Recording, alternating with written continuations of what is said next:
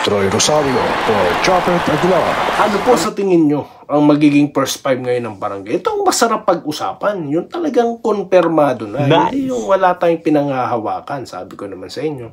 So ito na nga. Ako po ba gusto ko maging first five si Troy? Hindi. Sa first game, hindi. Bakit?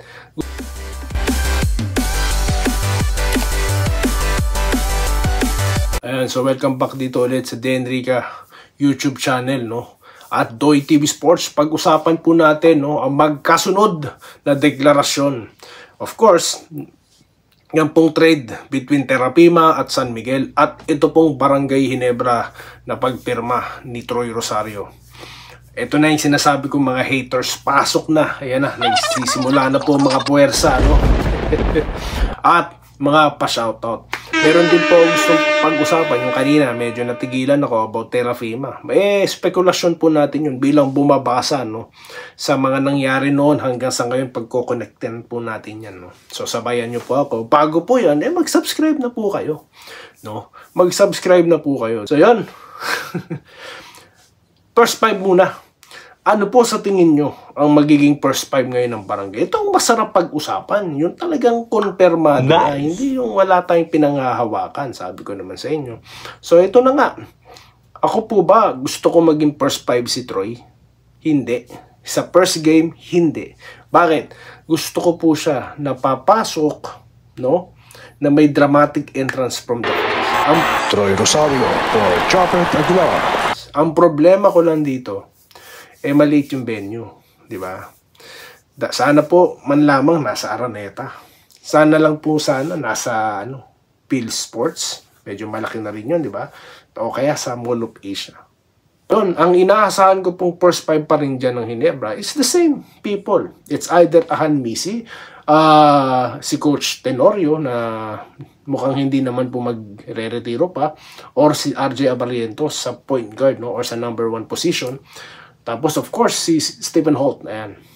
Then, sa pangatlo, Scottie Thompson, of course. Then, Justin Brownlee, na siyang import pa rin po sa Commissioner's Cup. Siya pa rin po. And then, Chopper Aguilar. Tapos, mga ilang minuto, pwede nang magpahinga, no, ng hindi segundo, hindi minuto, isang minuto, kundi ilang minuto, no? Itong si Japet at papasok na si Troy. At nako po. Alam niyo po yung pumasok si Eric Meng sa Ginebra. Ganyan ako ka-excited noon na maglaro, no, itong si Eric, yung first game ni Eric. Inabangan ko talaga yan. So talagang itong A11 talagang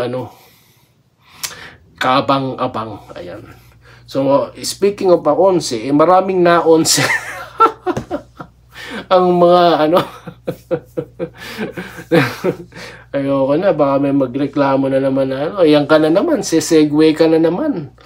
So ito na po yung mga hater ng trade ng San Miguel at ito pong Terrapima at gayon din pong pagpirma nga ni Troy. At nako po, malupit, no, na mga mura ang pinakawala ng isang hater dito kay kay Sir Al Francis, no. Wala na po yan, no. Hindi na po siguro tatanggap yan ng matitinding argumento. Issue-based ba, mga ganun.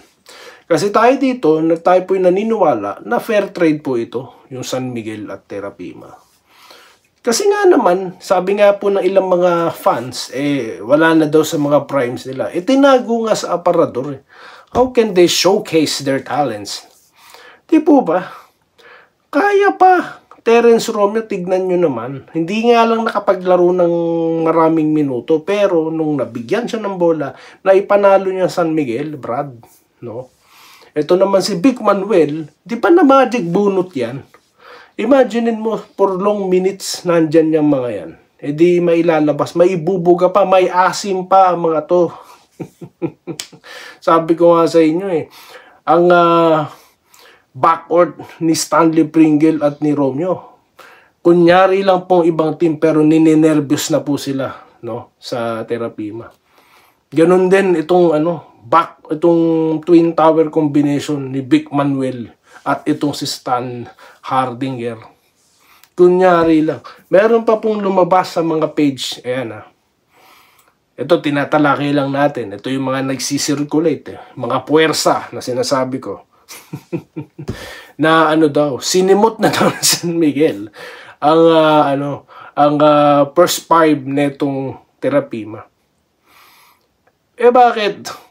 Ginusto ng Terapima yan, gusto rin ng San Miguel. Anong pakialam nyo? Di ba? Gusto ng San Miguel kunin yan, pumayag ang Terapima. So what? Di ba? Anong problema dun? Kung MVP ang kumuha, medyo mabilis ang radar na ito ni Coach Al. Di inunahan niya na. Di ba? Wag na kasing pasukan ng mga chismis. Di ba? Ewan ko po, no? Minsan, meron akong pinasok na pinanood ko dun. Alam niyo po, sa haba ng mga pinag-usapan nila, katiting lang po yung nakuha kong impormasyon. Pasensya na po kayo, no? Magagalit kayo sa akin, pero sasabihin ko, dami pong chismis dun. Kung kani-kaninong source, tignan nyo. Ni isa po dun, walang nagkatotoong dun. Yan lang si Troy sa Ginebra. Highly, na po yan. Expected na po yan. Kaya nga, di ba, ako din, naglalabas din ako di ba? Mga tatlong dahilan kung bakit makuha si Troy. Mga ganyang bagay. Kasi po, expected na po. Lalo na kung kilala nyo yung tao na fans ng Ginebra ang buong angkan. Halos buong angkan. Sabi niya nga, siya lang daw nag-iisa nung pumirma siya sa di ba, TNT. O nung napunta siya sa TNT.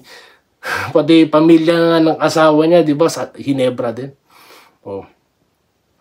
Masisisi nyo ba yung tao na gusto niya sa pangarap niyang kupunan? Wala pong argumento dyan. Okay? So yon ang ating napag-usapan. Ngayon, mabilis lang. Kung nakakasunod pa rin kayo, nanonood pa rin kayo, no? Ito pong Terapima, mayroon akong nabasa sa column.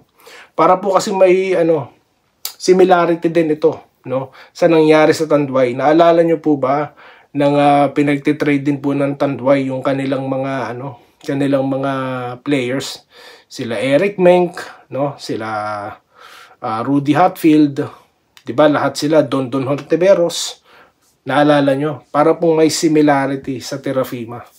Ang alingas-ngas, no? Magiging katulad po ba kaya? Ito tanong. Kaya sa Tanduay ang nangyari dito sa Terapima? Are they going to sell their franchise in the future? Yan po, tanong ha. Tanong ko lang kasi magkamukha po no? Magkamukha. Nabanggit ko sa nakarang content ito guys. Kung maalala nyo, kahapon lang nabanggit ko na ito, no? Na I recall a team, yung old Tanduay bago na ibenta. So, puro din po veterano, di po ba? May mga nabanggit ako mga players doon. Di maganda kung sakasakali at masana makabili yung gustong manalong kupunan. Katulad po ng Converge. Ngayon po ang Converge, ano po ba linyan? Magbigay po tayo, mag-example po tayo ng mga team na pwede kaya, no, kung sakali. Pero, ko lang yan ha, basa-basa ko lang yan ha. Okay? Pero, sa base po sa sinabi naman nito ni manager dating kabarangay Ronald Tubid, may plano sila. Ayan, may plano sila sa kombinasyon na yan ni Manuel at ito pong si Stan Hardinger. At may nabanggit din siya, ito ha, i-quote ko ha, galing mismo ito kay Ronald Tubid ha. Kasi may nagsabi na may nabanggit siya, ang response niya, chismis lang yun, para lang may mapag-usapan, pero wala. Tomorrow magkikita kami. We're gonna talk din kung anong plano ng team. Ayan. More on this, guys, sa susunod na content. Maganda po. Medyo tumatagal na tayo. Wala nang tayong time for shoutout, no? Mabilis ang shoutout. Okay? Itutuloy po natin ito. Okay? Maganda po itong kwento. To be continued kaya sumabay na kayo. Shoutout po, mabilisan mabilisan shoutout ito Ito, confirm na idol, sabi ni John Patrick Castillo. Nasa Ginebra na si Troy, sinabi na niya sa PBA Moto Club, nag-pace. Ine-inform tayo dito Nagkataon lang sir, tulog na ako. Anong oras po kasi dito? Alas 5 ng hapon dyan, di ba? Mga ganong oras na lumabas ang balita. Tulog po tayo. Huli na talaga ako sa balita, no? Sinabi ko na sa inyo yan, mahuhuli talaga ako. Di ako bida-bida eh. Magandang gabi, idol. Lumakas ang Terapima. Shooter si Terence, tapos may Twin Towers. Good luck sa jeep. Yes, tama po tayo dyan. Kaba po kayo dyan. Andresito Alantason, Joel Talabok.